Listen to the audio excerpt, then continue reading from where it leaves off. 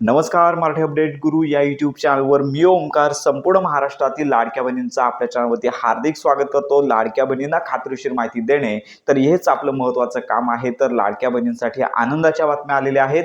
चला तर एक एक अपडेट वेळ न घालवता पाहूया। तर सगळ्यात महत्त्वाची बाब म्हणजे संपूर्ण महाराष्ट्रातील पात्र लाडक्या बहिणींना ई-केवायसी ची मुदत लक्षात घ्या की ज्यांची ई-केवायसी दुरुस्ती राहिलेली आहे तर अशा लाडक्या बहिणींना 30 एप्रिल पर्यंत ही मुदतवाढ झालेली आहे। आज तरी पोर्टलवरती एडिटचा ऑप्शन आले नाहीये। उद्या सकाळपासून हा एडिटचा ऑप्शन तुम्हाला पुन्हा पाहता येणार आहे आणि ज्यांची ई-केवायसी दुरुस्ती राहिलेली आहे अशा लाडक्या बहिणींना लक्षात घ्या 30 एप्रिल पर्यंत ही ई-केवायसी करता येणार आहे। तर असा हा महत्त्वाचा निर्णय झाला आणि याबरोबर आजची जी बैठक झाली, मंत्रिमंडळ बैठक झाली, तर याच्यामध्ये काही सकारात्मक विचार झाल्याची बाब देखील समोर येत आहे। तर याच्यामध्ये सकारात्मक बाब म्हणजे ज्या लाडक्या बहिणींना नोव्हेंबर डिसेंबर महिन्याचे हप्ते आले नव्हते ई-केवायसीच्या दुरुस्तीमुळे, लक्षात घ्या की ई-केवायसी चुकी राहिलेली आहे। तर याच्यामुळे आम्हाला जे मागील हप्ते आहेत दुरुस्ती जोपर्यंत झाली नव्हती तोपर्यंत मागील हप्ते जे रखडलेले आहेत ते लाभ वितरित करावे या संदर्भातला देखील विषय आहे तो चर्चेला घेण्यात आला।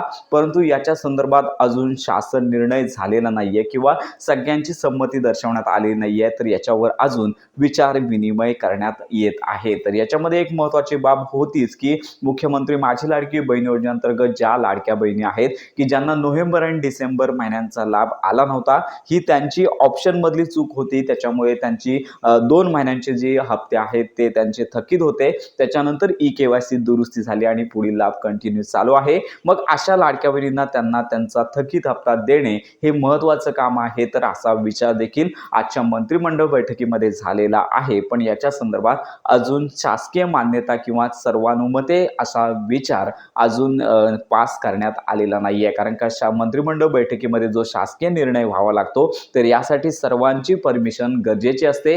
त्यामुळे हा जो विषय आहे तो मांडण्यात आला, परंतु अजून या संदर्भात फायनल असा डिसिजन झालेला नाही। म्हणजेच याच्या संदर्भात एक संकेत मात्र येतोय की कदाचित लाडक्या बहिणींना जो थकीत हप्ते राहिलेले आहेत की ई-केवायसी दुरुस्तीमुळे पात्र असून देखील ज्या लाडक्या बहिणी अपात्र झालेल्या होत्या त्याच्यामुळे ज्या लाडक्या बहिणींचे 2 महिने असतील किंवा त्याच्यापेक्षा जास्त हप्ते जर थकीत असतील तर अशा लाडक्या बहिणींना हप्ते वितरण करावं, तर अशा प्रकारची बातमी समोर येत आहे। पण लक्षात घ्या या संदर्भात आपण वेळोवेळी माहिती देतच आहोत। तर जोपर्यंत शासन निर्णय येत नाहीये तोपर्यंत यावर 100% तथ्यता देता येणार नाहीये।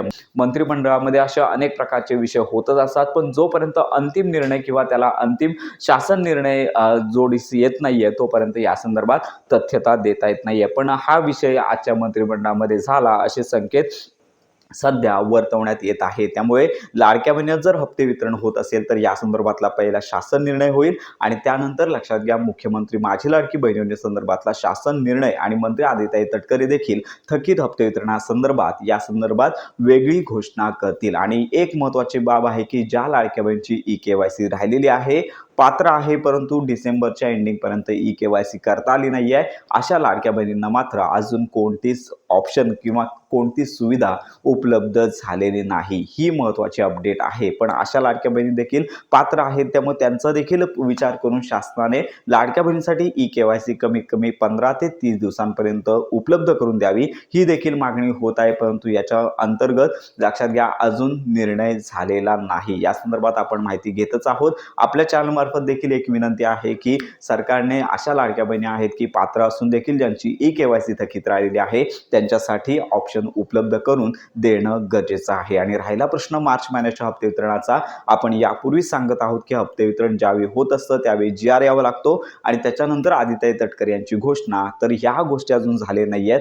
तर मार्च महिन्याचा हप्ते वितरणाचा जी-आर सर्वप्रथम यावा आणि त्याच्यानंतर आपण प्रॉपर अपडेट हप्ते वितरणासंदर्भात देणार आहोत। साधारणतः काल मार्च एंडिंग होतं। संपूर्ण महाराष्ट्रामध्ये जे आर्थिक व्यवहार असतील तर यांचा लेखाजोखा ऑडिट ह्या गोष्टींमध्ये शासन व्यवस्था व्यस्त असते। त्यामुळे कदाचित हा जो मार्च महिन्याचा हप्ते वितरणाचा जी-आर आहे तो येण्यास थोडासा उशीर होऊ शकतो। थकीत हप्ते वितरणाला चर्चात्मक स्वरूप प्राप्त झालं, परंतु या संदर्भात अंतिम निर्णय नाहीये। लवकरच या संदर्भातल्या अपडेट समोर येण्याची शक्यता आहे। तर जोपर्यंत मंत्री आदित्य तटकरे असतील किंवा शासन निर्णय येत नाहीये तोपर्यंत थकीत वितरणासंदर्भात, थकीत हप्ते वितरणासंदर्भात प्रॉपर अपडेट देता येणार नाही आहे. हप्ते वितरण येण्याची शक्यता आता जास्तीत जास्त आहे. आपण देखील वाट पाहत आहोत की अशा लाडक्या बहिणी आहेत की ज्यांना थकीत हप्ते आले नाही आहेत त्यांना मिळावे, हीच आपल्या चॅनलमार्फतची अपेक्षा आहे. तर अशा प्रकारची ही महत्त्वाची माहिती संपूर्ण महाराष्ट्रातील लाडक्या बहिणींपर्यंत नक्की शेअर करा. योजनांसंदर्भात खात्रीशीर माहितीसाठी आपल्या मराठी अपडेट गुरु या यूट्यूब चॅनलच्या कनेक्टमध्ये राहा.